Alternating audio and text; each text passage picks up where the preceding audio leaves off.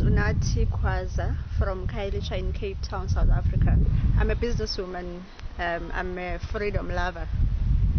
I've always described the measures as draconian, and some of them, unfortunately, are bringing us back to apartheid days. And yet, we're saying 26 years this year we'll be celebrating democracy. It seems to me that government is using this as an opportunity to enforce their ill-advised plans and policies. We know how they feel about tobacco industry, the liquor industry.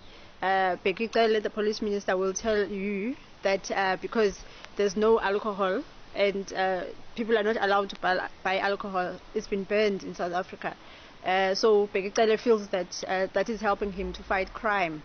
It's nonsense. Not everyone who drinks and enjoys alcohol is a criminal. He should know better. He's the police minister. The industries have been crippled, and unfortunately the president of this country doesn't seem to understand the state of our economy. The president doesn't seem to understand that we're losing thousands of jobs every day. Our economy loses 10 billion rands every single day. And domestic workers, waiters in the restaurants, small businesses. By the way, in South Africa in 2020, if now you are white and you run a small business, government has said that you are not allowed to apply for funding. Donors have been generous in South Africa and they've given out money to help small businesses, but government is using their race quotas, and government is saying that if you are white, you don't have a right to apply for funding.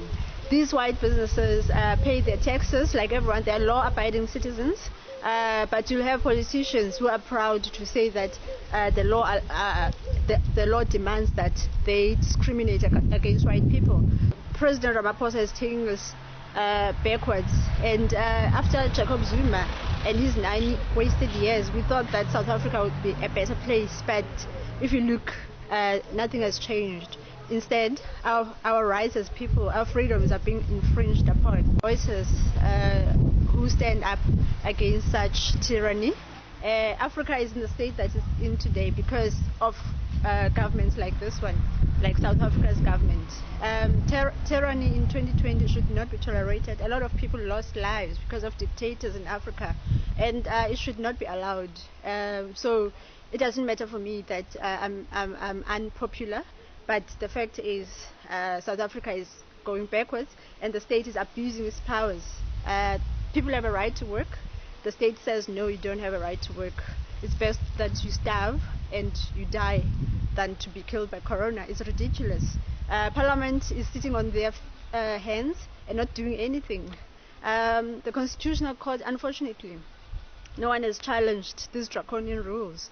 And people are dying basically because police have been given power to kill basically, and they're not facing disciplinary or any criminal charges. I mean, government thinks that coronavirus is the crisis, but what has come out is that people are hungry and they need all the food they can get at this present moment, because my understanding is that it doesn't matter that government is spending so much money on coronavirus, but if you're killed by hunger, that will even be worse.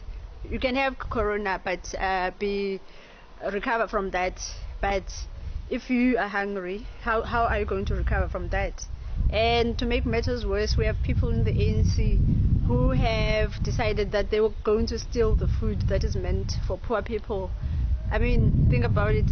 These are such shameless people, and the ANC is not dealing with them. They're not being disciplined. They're not being arrested by police. Police will arrest you for going to the shop and buying bread, but if you steal from the poor, you're not going to be arrested. That's the nature of South Africa in 2020.